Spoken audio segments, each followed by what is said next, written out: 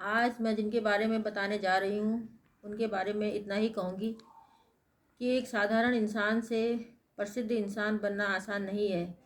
इसके लिए न जाने कितनी कुर्बानियाँ देनी पड़ती हैं। और जो इंसान अपने देश के लिए अपने सपनों, अपने परिवार और अपने मित्रों को भी भूल जाता है या कहें कि उन्हें छोड़ देता है, वही पूरी दुनिया में रोशन हो जाता है। किसी आम इंसान के लिए यह सब कुछ करना शायद असंभव है, लेकिन कुछ ऐसा ही कर हमारे प्रधानमंत्री श्री नरेंद्र मोदी जी ने आज अपना नाम पूरे विश्व में रोशन किया है।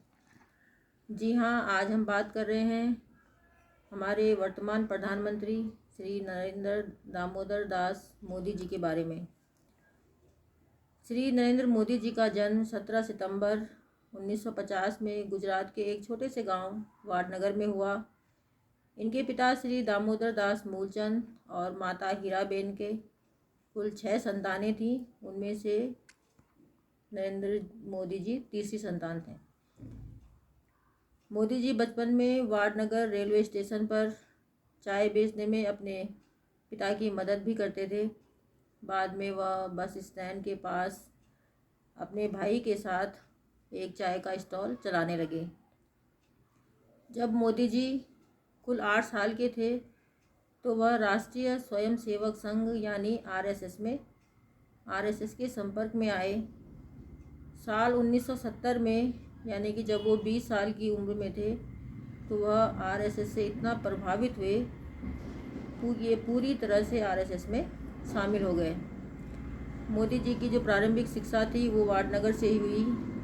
फिर उन्होंने गुजरात विश्वविद्यालय से राजनीति विज्ञान में स्नातकोत्तर डिग्री प्राप्त की। अब मोदी जी के राजनीतिक सफ़र की तरफ जाते हैं। वे साल 1985 में बीजेपी में शामिल हो गए।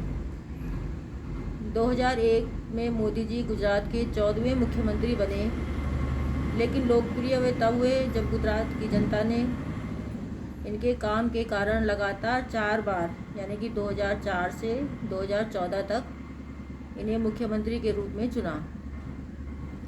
इनके पहली बार मुख्यमंत्री बनने के बाद 2002 में गुजरात में दंगा हो गया था, यानी कि 27 फरवरी 2002 को गोधरा में एक ट्रेन को मुस्लिम समुदाय के लोगों द्वारा जलाने से 59 हिंदू तीर्थयात्रियों की मृत्यु हो गई थी।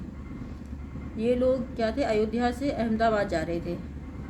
इस समय इनके प्रशासन को कठोर माना गया था और इस दौरान उनके संचालन की काफ़ी आलोचना भी हुई थी, क्योंकि राज्य में इनकी सरकार थी तो पूरे पुलिस अफसर और जो बाकी लोग थे इनके अकॉर्डिंग ही काम कर रहे थे।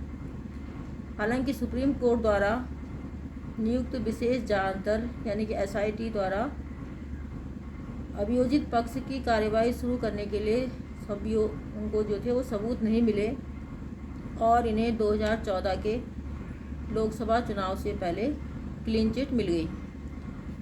2014 में बीजेपी ने मोदी जी के नेतृत्व में लोकसभा चुनाव लड़ा और 282 सीटें जीतकर अभूतपूर्व सफलता प्राप्त की। और फिर 26 मई 2014 को भारत के राष्ट्रपति माननीय प्रणब मुखर्जी ने मोदी जी को भारत के 15वें प्रधानमंत्री पद की शपथ दिलाई। मोदी जी इस पद पर आसीन होने वाले स्वतंत्र भारत में जन्मे प्रथम व्यक्ति हैं। तो इसके बाद फिर 2019 में भारतीय जनता पार्टी ने इनके नेतृत्व में दोबारा चुनाव लड़ा और पहले से भी ज़्यादा जीत हासिल की। भाजपा के समर्थक दलों यानी एनडीए को कुल 352 सीटें प्राप्त हुई और 30 मई 2019 को इन्होंने शपथ ग्रहण कर नरेंद्र मोदी जी दूसरी बार प्रधानमंत्री बने। अब इनकी कुछ उपलब्धियां हैं, उनके बारे में बात करते हैं। पहला है, इन्होंने जम्मू कश्मीर से अनुच्छेद 370 हटाया। अनुच्छेद 370 हटने के बाद जम्मू कश्मीर में देश के वो सभी कानून लागू हो गए जिन्हें 70 साल तक लागू नहीं किया गया। साथ ही जम्मू कश्मीर का जो अलग झंडा था, अलग झंडे को हटाकर वहाँ के सरकारी दफ्तरों में तिरंगा लहराने लगा और इसके साथ ही जम्मू कश्मीर की जनता को केंद्र सरकार की सभी लाभकारी योजनाओं का फ़ायदा भी मिलने लगा, जिससे वे अभी तक वंचित थे। दूसरा है, इन्होंने नागरिक क्रांति, नागरिक संशोधन कानून के तहत पाकिस्तान, बांग्लादेश, अफ़गानिस्तान के अल्पसंख्यकों को भारत की नागरिकता मिल गई। यानी कि इन देशों के जो हिंदू, सिख, जैन, ईसाई, बौद्ध या फारसी जो कई सालों से भारत में शरणार्थी थे, अब उन्हें भारत की नागरिकता पाने का अधिकार मिल गया है। 9 नवंबर 2019 को सुप्रीम कोर्ट के ऐतिहासिक फैसले ने अयोध्या में राम जन्मभूमि को भी राम का जन्म स्थान माना। कोर्ट के आदेश के बाद मोदी सरकार ने राम मंदिर तीर्थ ट्रस्ट का गठन किया और अब अयोध्या में भव्य राम मंदिर के निर्माण का काम शुरू हो गया है। देश को स्वच्छता के प्रति जागरूक करना, इसके तहत इन्होंने गांव, शहर, देश के स्वच्छ करने के उद्देश्य से स्वच्छता अभियान की शुरुआत की, जिसमें इन्होंने गाँव में शौचालय बनवाए। मोदी सरकार ने मुस्लिम महिलाओं को 3 तलाक से मुक्ति दिलाई। आतंकवाद पर जीरो टॉलरेंस, इसके तहत आतंकवाद के मुद्दे पर देश अब सहने की बजाय उसका मुंहतोड़ जवाब देना सीख गया है। इसका पहला उदाहरण हमने 2016 में पाकिस्तान में आतंकी अड्डों पर सर्जिकल स्ट्राइक और फिर 2019 में बालाकोट में एयर स्ट्राइक, फिर पीओके में लॉन्च पैड ध्वस्त करना ही जीरो टॉलरेंस का सबूत है।